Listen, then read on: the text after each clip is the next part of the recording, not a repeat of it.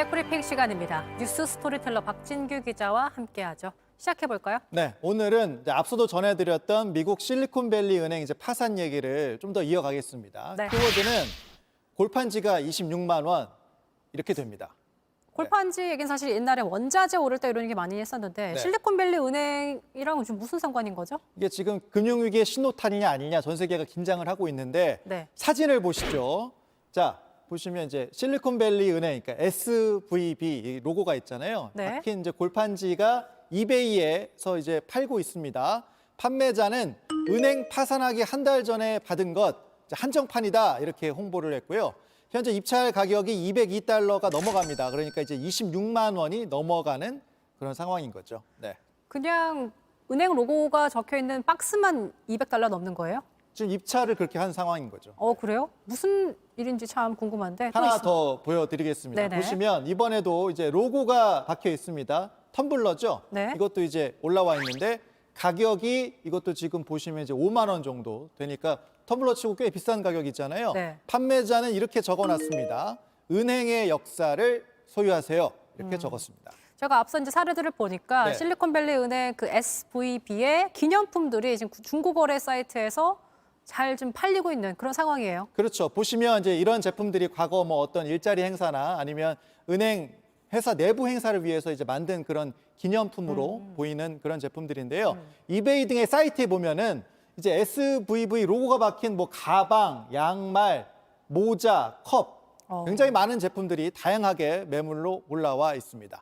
월스트리트 저널도 미친 듯이 팔리고 있다 이렇게 보도를 했고요. 그러면서 이게 이제 틈새 시장이라고 설명을 했습니다. 종종 이제 유명한 회사가 무너지면 이렇게 기념품들이 이제 활발하게 거래가 된다. 뭐 이런 설명인 거죠. 네. 글쎄요, 이제 회사는 망했지만 기념품은 이제 수집 가치로 좀 있다라고 보여지셔서 틈새 시장이라고 하는 것 같은데. 네.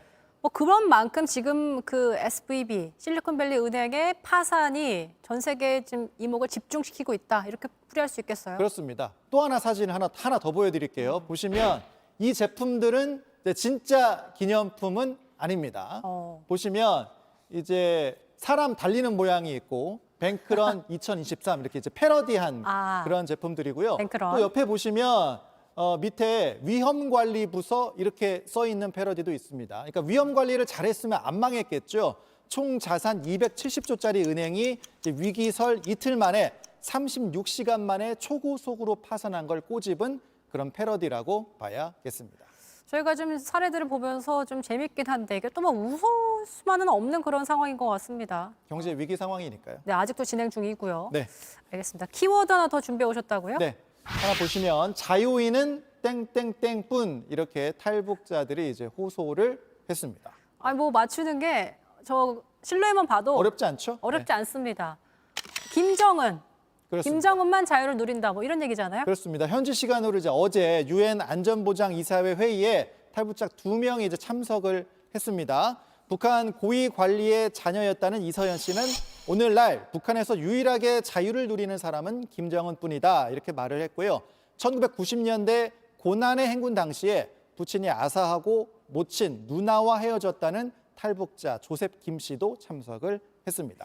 자, 그럼 참석을 해서 구체적으로 어떤 얘기를 좀 했는지 궁금하네요. 네, 보시면 이제 북한의 인권 침해와 이제 핵무기 개발이 따로따로 있는 게 아니다. 같이 엮여 있는 문제다. 이런 얘기를 했습니다. 그렇기 때문에 북한 인권에 적극적인 관심이 필요하다. 이런 설명인데요.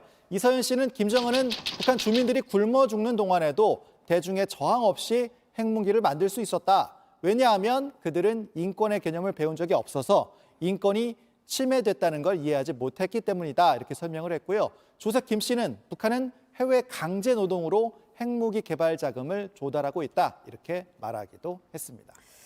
인권 개념을 배운 적이 없어서 침해됐다는 걸 모른다. 되게 씁쓸한 대목입니다. 네. 유엔 미국 대사도 북한이 이제 사람보다 미사일을 택했다. 이런 비판을 하긴 했는데 하지만 또 북한은 계속해서 미사일을 쏘고 강하게 도발하고 있는 상황이에요. 그렇죠. 이틀 전에 이제 한일 정상회담이 열리기 전에 아침에 북한이 또 한 번 대륙간 탄도미사일 ICBM을 발사를 했었잖아요. 북한은 어제 김정은이 발사를 참관하는 모습을 공개를 했고요. 딸 김주애도 함께 자리에 나왔습니다. 또 북한은 지구 사진을 하나 공개를 했습니다. ICBM이 촬영한 걸로 추정이 되는데 확실하진 않습니다. 그런데 이제 보면 미사일 능력을 과시하려는 걸로 보입니다. 뭐 푸틴 러시아 대통령도 그렇고 김정은도 그렇고 고통받는 건 결국 국민들이네요. 알겠습니다. 박진규 기자의 백브리핑이었습니다. 잘 들었습니다.